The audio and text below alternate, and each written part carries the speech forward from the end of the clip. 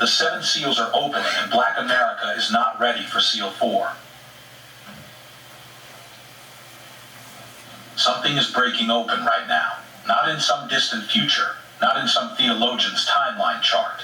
Right now, while you are watching this video, while you are sitting in your living room, while the news plays in the background and the world pretends everything is normal, the seals described in the book of Revelation are not waiting for your permission to open. They are already breaking. And here is the part that should shake you. Most believers have been taught to look for the seals as some far-off event, some end-of-the-world catastrophe that happens after they are raptured away. But what if I told you that the first 3 seals have already opened? What if the evidence is so clear, so overwhelming, so undeniable, that the only reason you have not seen it is because you were trained not to look? What if the 4th seal, the one that brings death riding on a pale horse with Hades following close behind, is not coming? What if it is already here? And what if Black America, the very people most affected by its arrival, is the community least prepared to recognize it? That is not speculation. That is Revelation chapter 6. And by the time this video is over, you will see a pattern that connects ancient prophecy to this year's headlines. You will understand what the 4th seal actually means, why its 4 weapons are concentrated in your communities right now, and what God requires from you before the 5th seal breaks open. This is not about fear. This is about sight. There is a difference between someone who is afraid of the storm and someone who sees the storm coming and knows exactly where to stand. Proverbs 22 verse 3 says, "A prudent man sees danger and takes refuge, but the simple pass on and suffer for it." That proverb was written for this exact moment. The danger is visible. The question is whether you are prudent enough to see it. By the end of this, you will know where to stand. You will know what to look for. And you will never read Revelation the same way again. Stay with me. Every word matters. Because what I am about to show you is something most churches will never teach, most pastors will never preach, and most believers will never hear until it is too late. The seals are opening. The question is whether your eyes are open too.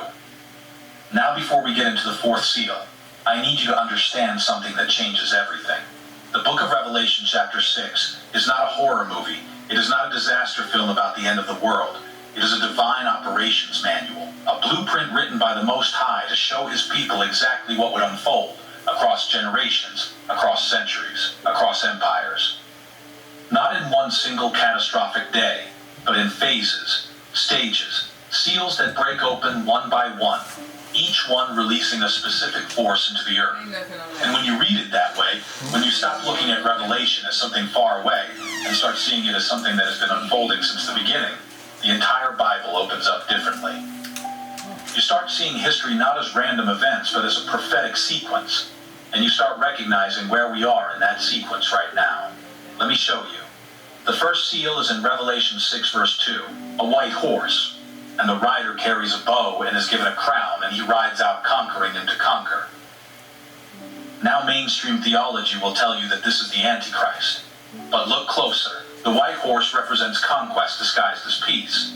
Empires that rose under the banner of righteousness, under the banner of civilization, under the banner of divine mandate, while enslaving covenant people. Think about the Roman Empire. They brought roads and aqueducts and called it civilization. But they also brought crucifixion, taxation that starved entire provinces, and the systematic destruction of any culture that refused to worship Caesar. Think about the European colonial powers. The Spanish arrived in the Americas carrying crosses and swords, and within a century, 90% of the indigenous population was dead. The British Empire covered a quarter of the globe, and everywhere its flag flew, local peoples were displaced, exploited, and stripped of sovereignty. Think about nations that built cathedrals with one hand and slave ships with the other. The Portuguese were the first Europeans to engage in the African slave trade in the 1440s, and they justified it by claiming they were saving souls. They carried the cross like a crown, and they rode out conquering Africa, conquering the Americas, conquering the indigenous people of every continent. That is the white horse. Conquest wrapped in false peace, wrapped in missionary language and papal decrees, and it has been riding for centuries. And here's what most people miss about the first seal. The rider has a bow, but no arrows are mentioned. Conquest without visible warfare. Subjugation through systems, through treaties, through economic dependency, through cultural erasure. That is why the white horse is the most deceptive of the four, because it looks like progress while it devours. Now look at the second seal, Revelation 6 verses 3 and 4. A red horse, and its rider was given power to take peace from the earth, and there was given to him a great sword. This is war. This is bloodshed. This is division. And if you are paying attention, you can trace this horse through the entire history of Black America. Start with the wars fought on African soil to capture your ancestors. Tribal conflicts deliberately provoked by European powers to weaken kingdoms and create captives for the slave trade. Then the Middle Passage itself, a floating war zone where millions perished in conditions that would make a battlefield look merciful. Then centuries of plantation violence, beatings, lynchings, the Civil War, which was fought over the right to own your ancestors as property. Then Jim Crow, then the urban wars of the 20th century. Then the war on drugs, which the government itself has admitted was designed to target Black communities. Then the militarization of police. Then the violence that tears through neighborhoods where hope was systematically removed. The red horse has been riding through your history, not as a metaphor, as a documented, verifiable, historical reality. John Ehrlichman, a senior advisor to President Nixon, admitted in a 1994 interview that the war on drugs was explicitly designed to target Black communities. His exact words were that they knew they could not make it illegal to be Black, but by associating Black people with heroin and then criminalizing it heavily, they could disrupt those communities. That confession alone proves the red horse was not accidental. It was policy. Revelation 6 verse 4 says peace was taken from the earth. Look at your communities and tell me if peace was ever truly given. And then there is the third seal, Revelation 6 verses 5 and 6. A black horse, and the rider holds a pair of scales, and a voice says, a quart of wheat for a denarius, and 3 quarts of barley for a denarius. That is economic language. That is the language of scarcity, inflation, and controlled poverty. When the basic necessities of life become so expensive that a full day's wage can barely buy enough to survive. Does that sound familiar? It should, because the economic history of Black America is the third seal written in policy documents. Start with the Homestead Act of 1862 that gave 160 acres of free land to white settlers while formerly enslaved people received nothing. Then the broken promise of 40 acres and a mule. Then sharecropping, which was slavery rebranded with a receipt. Then redlining. The Federal Housing Administration literally drew maps in the 1930s, marking Black neighborhoods in red and refusing to insure mortgages there. That single policy created a wealth gap that persists to this day. The Brookings Institution reported that the median white family holds 8 times the wealth of the median Black family. 8 times. That is not bad luck. That is not cultural failure. That is the black horse with scales in its hand, measuring out scarcity to covenant people, while others feast.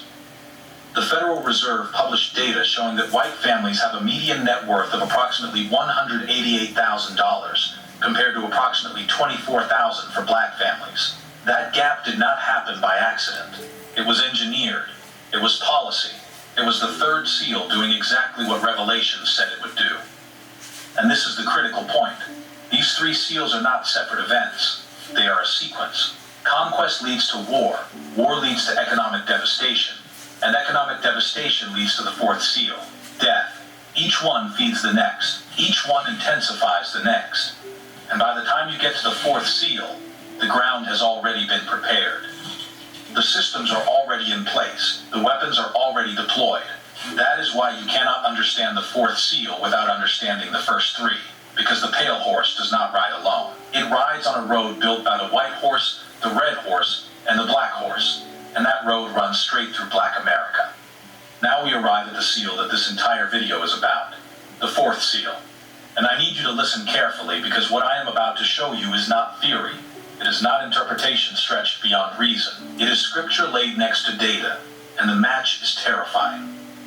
Revelation chapter 6 verses 7 and 8. When the Lamb opened the 4th seal, I heard the voice of the 4th living creature say, "Come." And I looked, and behold, a pale horse, and its rider's name was Death. And Hades followed with him, and they were given authority over 1/4 of the earth, to kill with sword and with famine and with pestilence and by wild beasts of the earth. Picture that for a moment. A horse the color of decay, the color of a body losing life, And its rider does not just carry one weapon, he carries four: sword, famine, pestilence, and wild beasts. Four methods of death. Four channels through which an entire population can be destroyed. Not all at once, but steadily, relentlessly, generation after generation. Now let me break each one down. And as I do, I want you to ask yourself one question. Where are these four weapons concentrated right now? The first weapon is the sword. In ancient context, that meant state-sanctioned violence and military force. In modern context, it means the same thing, but with more sophisticated packaging.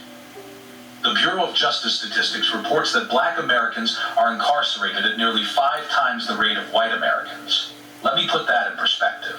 The United States has 5% of the world's population, but 25% of the world's prisoners. And within that system, black men are disproportionately targeted. The prison system in America holds more black men today than the total number of enslaved people in 1850. That is not a talking point. That is a Bureau of Justice statistic. The Sentencing Project published findings showing that 1 in 3 black men born today can expect to be imprisoned at some point in their lifetime, compared to 1 in 17 white men. Think about what that means for a community. Think about the fathers removed from homes, the sons taken from mothers, the economic contributors extracted from neighborhoods. That is the sword at work, and incarceration is just the visible part. Homicide is the leading cause of death for black men aged 15 to 34, according to the CDC. In 2002 alone, the homicide rate for black Americans was more than 8 times the rate for white Americans.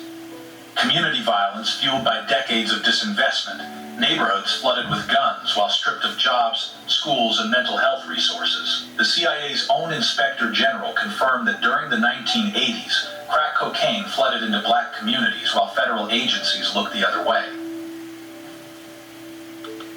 Native Americans were the true Hebrews, the lost tribes of Israel of the Bible, specifically because so many different explorers from around that time frame, you see Jewish people wear these tzitzit on the side of their pants. And they do this as well as the feasts. They're lunisolar, based on new moons, full moons, as well as the 4 cardinal points, the solstices and equinoxes. These are Native American festivals. That's why when Columbus came over here, John Cortez, William Penn came over here, and they saw them observing these same lunisolar festivals. They were like, these people are the lost tribes of Israel, the descendants of the tribe of Judah.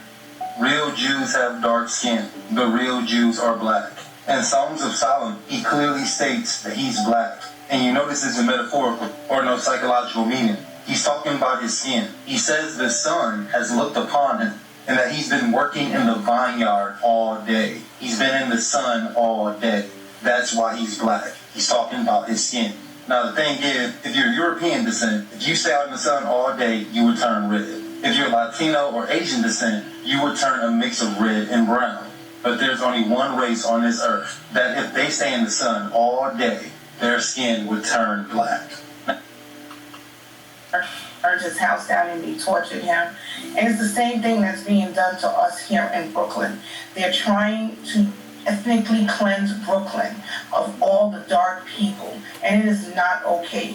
We built this country, blood, sweat, and tears, yet to be compensated, yet to be apologized to. And to have this being done to us is unacceptable. It is unacceptable, and I need everyone's outcry. I want everyone. I mean, I've gone to Al Sharpton. I've called his radio show. We've gone to his church on over the weekends. I've reached out to so many people. I need the outcry to be loud and clear. I want Letitia James's phone to ring nonstop.